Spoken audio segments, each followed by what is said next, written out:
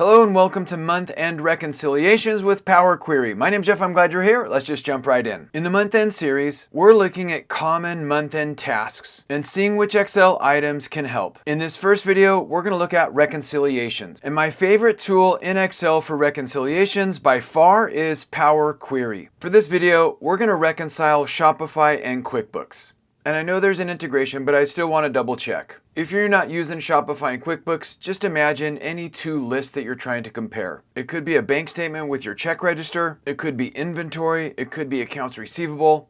But basically, anytime you have two lists and you're like, hey, is everything on here over here? Is there anything over here that's not over here? Are the amounts the same? That's the basic reconciliation. So, with that said, let's go to the first exercise, exercise 1. Here's the basic idea. All of our online orders come in through Shopify. Periodically, these orders are then uploaded into our QuickBooks. So at the end of every month, we need to make sure that all the Shopify orders that came in were properly recorded in QuickBooks. So that's what we're going to do here with Power Query. This represents the Shopify orders.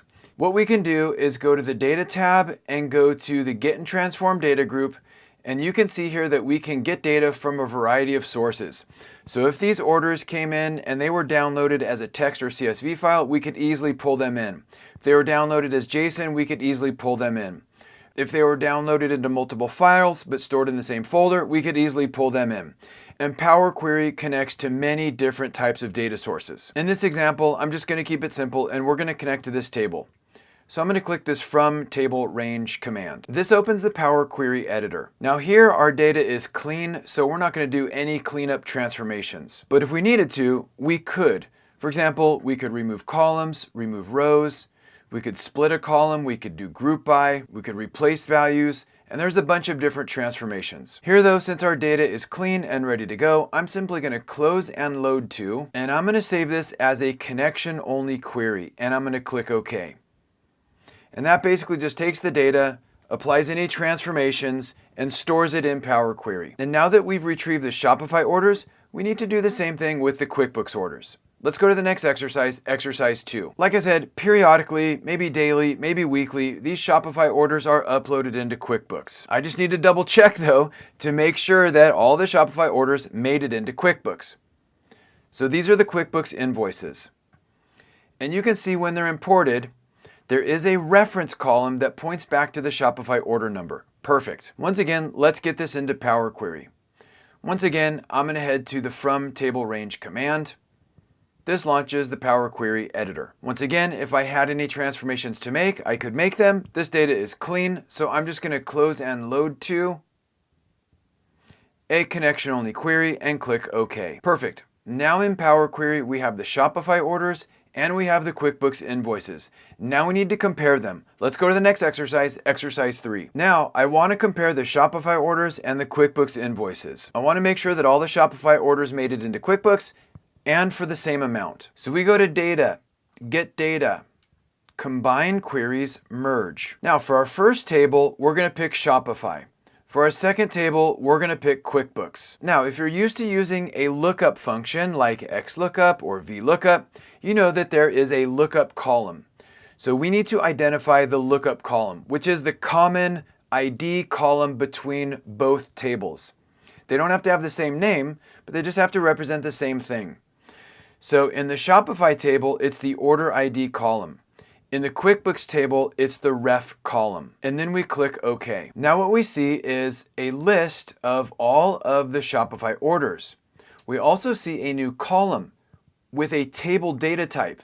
And that might feel weird because there's nothing really like that right now in Excel. If we click this little white space, we can see that this is just the matching rows. In other words, this table that's stored like in this cell contains any matching rows and all of the columns. So as we click through these, we can see that that is updated. Okay, so that makes sense. Now what we want to do is click Expand. We do not want to use the original column name as a prefix. And the only columns we really want to see are the total and the invoice number. Depending on what you're working on, you can check additional columns as well. And then we're going to click OK. And let me close this so it's easier to see. Now what we see is we have the corresponding QuickBooks invoice ID and the corresponding QuickBooks amount. This one here is null, which means There was something in Shopify and there was no match in QuickBooks.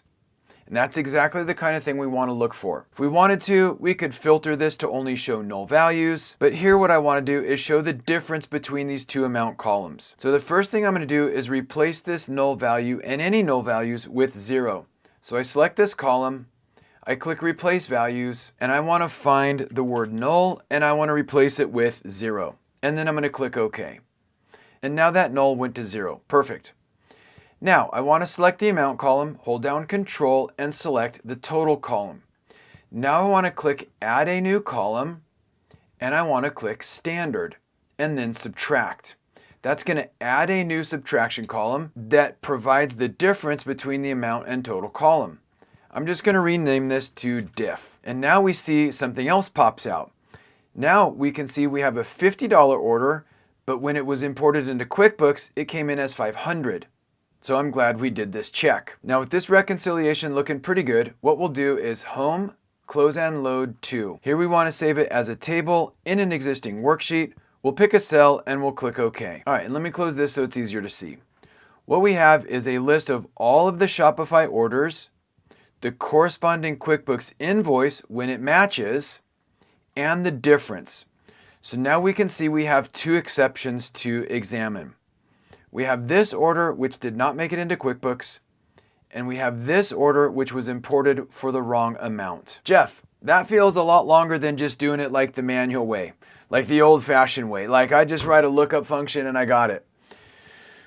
Here's the beautiful thing about setting it up in Power Query. We only have to go through that process once because now every subsequent period, when the Shopify orders are updated or the QuickBooks invoices are updated, I don't need to go through Power Query Editor again. All I need to do is right-click and refresh. And if there were any new rows added to either table, Power Query is going to update this results table accordingly. So this is super helpful for recurring use projects like a month-end process. That's just scratching the surface of using Power Query for reconciliations. To me, it is the best tool in Excel to do this type of work. By the way, if you want to skip building this workbook from scratch, just use the link in the description. And if you like saving time in Excel, the next video I recommend is 7 time hacks everyone should know. I'll see you there. Thanks for joining me. Have a great day. This video is a production of Excel University.